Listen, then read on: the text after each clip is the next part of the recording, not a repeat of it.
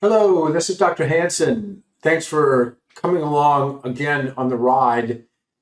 Today's Wuhan update. Actually, start with a personal note. I am on staff at a local hospital. Been on staff at the hospital since 1987. So I was originally on active staff, and then as hospitals took over with patient care, then I became on courtesy staff. And the courtesy staff means I get to access parts of the hospital and the doctor's dining room, et cetera. So I've been on staff one way or the other since 1987. The hospital got bought out by Ochsner Healthcare in the mid 2000s, and so it's been an Ochsner facility since. In the bylaws of being a member of the staff, there's rules that you have to follow, of course. And one of the rules is that you abide by the hospital safety and health policies, et cetera. Makes sense, all legit. The other, but of course, you know what's happened several months ago is that Ochsner and many facilities mandated that we turn in our proof of vaccination cards, or that we turn in an exemption and get that approved. If we didn't do so, that we would actually be dismissed, terminated, or voluntarily suspended from the medical staff. So I turned in an exemption, and I've actually given exemptions to a few Ochsner employees who are my patients, and those exemptions were approved. So these employees that I wrote exemptions for actually are still working at the facility. However, I turned my exemption in and it was declined. It was declined for the main reason that I did it myself, that I didn't have a different healthcare provider actually do this for me with listing what my exemption reasons were, what particular health conditions or situations that I have that would prevent me from getting a experimental vaccination. Issue surrounding that is that I did not feel that the hospital had any right to know my personal health information, my PHI. That's protected under privacy. I also, on my exemption, wrote that I thought also the vaccine was bad medicine. So my exemption for myself was declined because I'm the one who did it, as if I did not have any knowledge of these topics. But I do have strong knowledge and opinions about personal health information and also about the vaccines being, for the most part, useless and probably even deleterious in the big picture. So what happened? I did get the letter that I am voluntarily suspended. Now, it's not that big of a deal. It doesn't count against me from any credentialing standpoint. It doesn't relate to anything, but it has some minor inconveniences, but it doesn't affect the way I practice or the fact that I will practice or continue to practice or how I practice. But so some of you have been following that story. I should put a mandate. I did not comply with their mandate, as I've asked others not to comply. I felt that was a need also for me not to comply because I thought their mandate was based on emotion and cash and not on health. And I'll give a little explanation about that. Let's think this through. All right, think of caps now. This is where you do your homework. The hospital and other hospitals stated that everybody in staff needed to get vaccinated. All employees need to get vaccinated to protect other employees and other patients. And the only way to do it, the only way to get out of this is for people to get vaccinated. Remember, that was the mantra early or mid in 2020 that Fauci said. The only way we'll be able to return to normal is with the vaccine. Many of y'all know that I called BS on that way early in the game.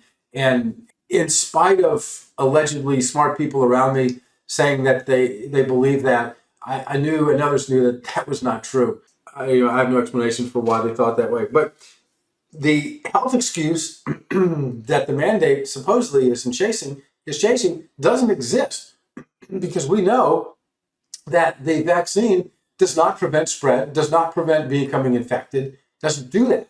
So there is no longer a public health issue they can even use as an excuse.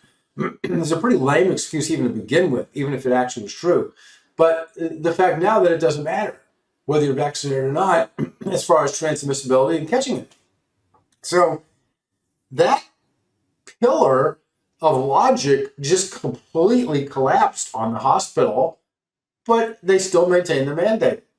They are so rigid that they're not willing to admit that they were mistaken, that any physician that sat on that Ochsner board, that any medical director that was part of this decision, nobody has come out and said, you know what, we screwed up. We looked at the data, we imagined stuff that was not in the data, we listened to political players, and we made the wrong decision. I'm sorry, we screwed up, everybody come back. They're not going to do that. You know they're not going to do that. I don't care if they ask me back or not. That's not the issue. Like I said, it doesn't bother me. The employees who got laid off, it does bother. The other aspect of this health policy issue was asymptomatic spread, saying that you need to be vaccinated because you could come to the hospital and be shedding the virus. Well, that's also been found to be ridiculous. If I'm walking in the hospital as a staff person and I'm feeling great, no fever, no cough, the concept that I could potentially be spreading to somebody is pretty close to ridiculous. You could say there's an infinitesimal possibility that could occur. There's an infinitesimal possibility that a cow can jump over the moon. That doesn't mean it's actually a realistic possibility. Any pillar they had was knocked out from under them. And the third pillar that was knocked out from under them is that they wanted people to get vaccinated who are on staff, even if they've had COVID and recover from COVID. Well, the medical know-it-alls at Ochsner said, well, the vaccine actually is better immunity than actually naturally acquired disease. Well, what medical idiot thinks that? We all know that natural immunity, and there's plenty of data and studies to support this, is better than this narrow degree of immunity that the vaccine confers. So why are these allegedly smart people doing this? How are they taking basic immunology knowledge that they learned in medical school and just throwing it out? It's sad and it's maddening, and it makes me embarrassed for every one of these Ochsner, LLCMC, etc. physicians who actually sat in on this medical decision making. There's no excuse for it. There is just no damn excuse for them to come to these conclusions. And the public suffered, employees suffered, other physicians who disagreed suffered. So the next thing that you put your head on is why did they do this? Why did these upper echelon management people stick with this concept that we have to have a vaccine mandate? Well, one good frame in life to always have is to wonder why somebody does something happens, something goes wrong. What's the frame? Is it because of conspiracy? Is it because of incompetency? But take it next level, is it because of money? Is it because of fame? Is it what? Well, I've always found that following the money is probably the best frame to put things in.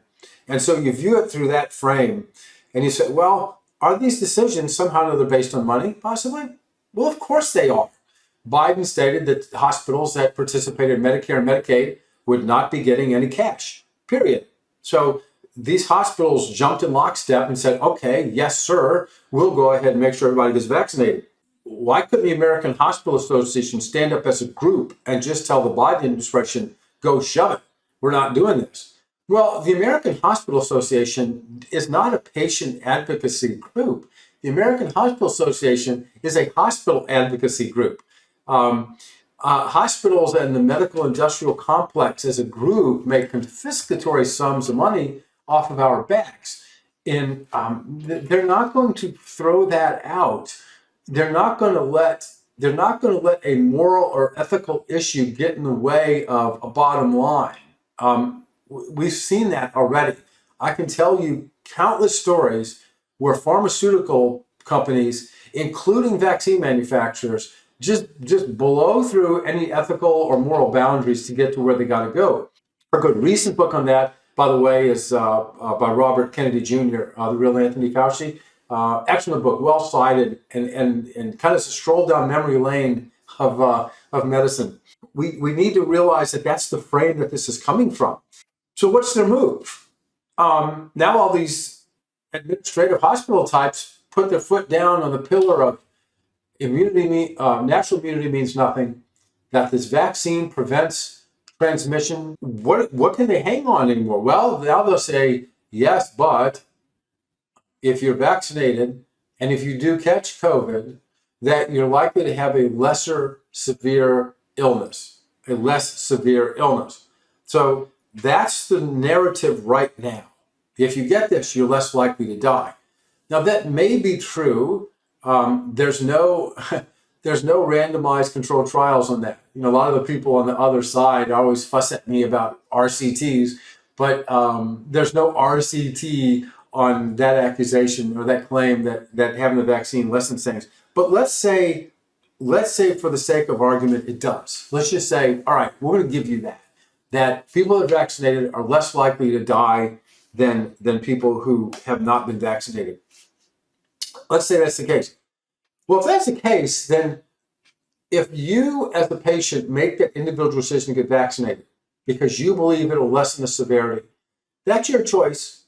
And that's great. If you went through the time and the thought process and asked a bunch of people and that you came up with a decision, more power to you. I'm all for patient autonomy and individual decision making. That's what it's all about.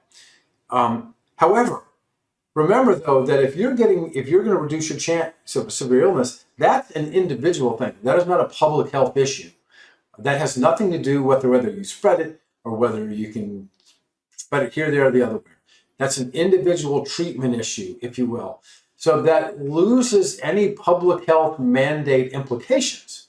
So when they bring up, yeah, but it makes you less chance of having severe illness, they're acquiescing to the argument without actually admitting they are wrong and admitting their abject failure in their logic behind all this. There's a lot of struggle has to be going on in these people's brains because they put their foot down and their foot got shot and they're just denying. Somebody's got to come clean because people are being harmed. The other story about, look at the big corporate entities or the government entities. I'm in the New Orleans area, not in New Orleans, the city proper. But New Orleans has a mayor and has some sort of Department of Health physician who apparently is advising the mayor on what to do. And the mayor is very brash about wanting everybody's going to be vaccinated. You have to be 5 years and old and up. You have to be vaccinated. Masks, proof of this and stuff. None of it is backed up by the literature. None of it is. And even if there's incremental evidence of something, obviously there's no way you can take people's rights away just because you have a suspicion that you have to have really hard evidence that the mitigation measures are an emergency situation, and they aren't, and they haven't been for a while. I don't know who's advising the mayor. Not intelligent enough to make the decision on her own. I don't believe that she can read any of the science. And I'm not sure that I think that the logic that I see displayed by the medical team is making much logical sense either. Beyond the city, that even goes to the state, our governor is making all these edicts and mandates, and he doesn't know squat. And you can tell from his tweets and his conversations that he really doesn't know what he's talking about. So he's getting information from other people at the Louisiana Department of Health who also are not putting forth logical arguments. Instead, they're using emotive, irrational, intangible, feely type of arguments, which is not an argument. Oftentimes, people that are confronted with data that conflicts with what's in their own brain, the way to resolve that conflict is not to logically debate the two sides and try to come up with an answer.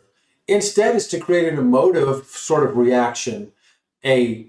So you'll speak in a platitude or a generalization, or you'll demean somebody, or you'll call somebody a name, or you'll use some sort of anecdotal personal story about something that tries to make a claim.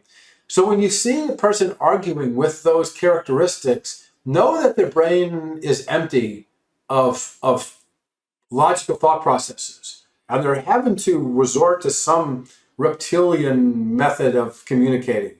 Watch for that in people. Just frame how you watch people. A perfect example of that is, for example, I mentioned Dr. Fauci.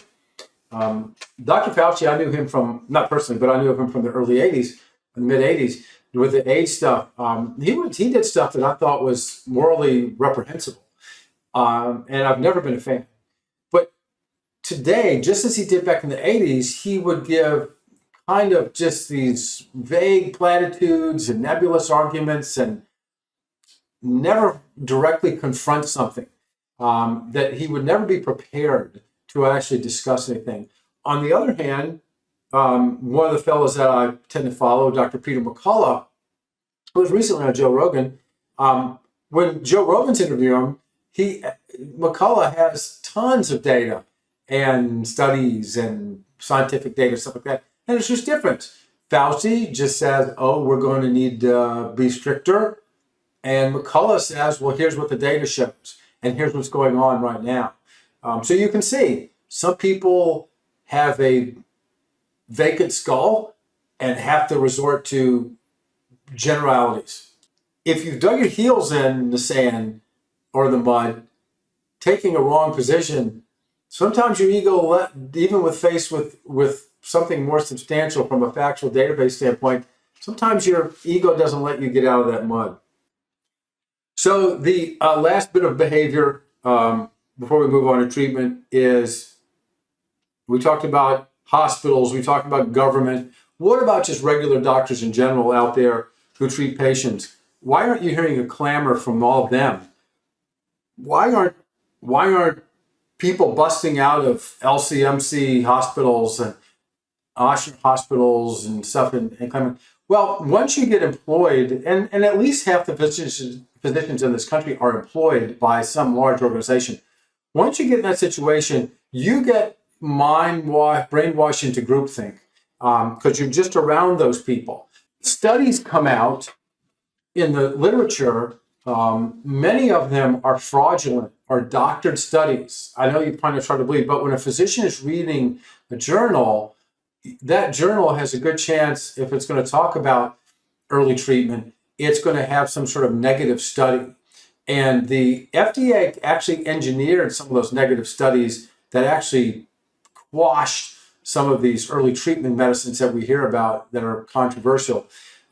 So a lot of your physicians, if you watch the morning news, it's always about where the next COVID vaccine is. It's always, they parade some other doctor on there who says, oh, it's great to immunize 5-year-olds. I think this is wonderful. Some I used to respect, and I guess I still respect. So that's all you see. You never see a local TV channel bring on dissenting opinions to debate that. Instead, it's just this constant feed. Well, why? Why would your local news channels be marching along with the party line on vaccines? Well, news stations make tons of money off of pharmaceutical ads. So do you think that a local news channel is going to have a 5-minute session with me on there telling about how the Pfizer vaccine has a high likelihood of causing side effects that we don't even know about because of inadequate safety studies? Are they really going to put me on for that? When they're right after we go to break, that break is going to be about some Pfizer injectable product? Of course it's not going to happen. And so you get nonstop media exposure. If you watch most of the mainstream media, it's going to be all pro-vaccine. If you read journals, it's also going to be mostly pro-vaccine, including the editorial components, not just studies, because the studies don't typically come out pro-vaccine so much as that. And now we don't even trust the data at all. But a lot of physicians who may feel the way I do are really afraid to speak out. I'm independent, I'm self-employed, nobody can fire me. I'm not getting any heat from my Louisiana State Board of Medical Examiners. They're allowing me to just say what I want to say. I'm not casting dispersions on any particular named individual. A lot of physicians are afraid. Physicians have grown up in, physicians, I've said many times, used to be cats and lions, but now so many of us are sheep. We grow up in a delayed adolescence, if you will, going to college, med school, residency. Yeah, it's a lot of intense training, and it's rigorous training, but it still keeps you tunnel visioned on certain things. So there are other doctors out there like myself who feel that it's the patient autonomy which is supreme. A lot of them are not willing to speak out. I find a lot of them do speak out on Twitter. Some get taken down. Some put up YouTube articles. YouTube pulls them down.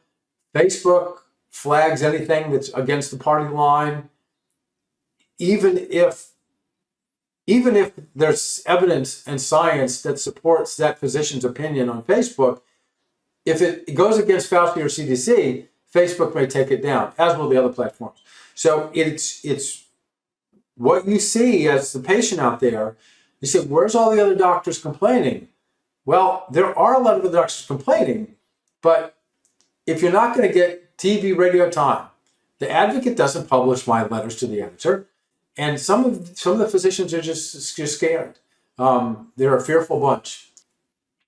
Last thing I just want to talk about is early treatment. I always like to leave this. If you want to reduce your chance of severe illness, yes, maybe a vaccine might do that. The job might do that. It's called a vaccine. Just know that none of these vaccines are actually approved. They're not. They are not approved. So they're still technically all under emergency use authorization. I know the Washington, D.C. administration says without compromise that they're approved. No, that's wrong. Anyway, but I'll move on from that. If you look at the FLCCC website, flccc.com, you can just do a search on that. There's a lot of treatment options. I still stand by. I tell my patients, if you feel like you have COVID, you test positive, I want to know at least in those first 5 days because there's medicines I want to put you on. There is plenty of data on a lot of these treatment modalities, including randomized trials, including big observational studies. When you hear things out there, that there's no evidence that these work. That is BS. There is evidence these things work. I use it. My colleagues use them. I'm not just talking about hydroxychloroquine and ivermectin. It's several things: betadine sprays and nutritional products, etc. It is incumbent upon. I tell my patients, you let me know if you're coming down with something because I want to discuss with you whether or not you feel that you're right. Would be right to try some of these early treatment remedies. So I would just encourage that to my patients, or if you're not my patient, to please contact your physician. But again, it'll be the flccc.com website that goes over the details in much more thorough sense than I could. So okay. Well, there we go. I thank you again for listening. Didn't want to get into myself any details, but kind of more the thought processes of what goes on in this current environment. Okay, hope to see you soon next time. All right, take care. Bye.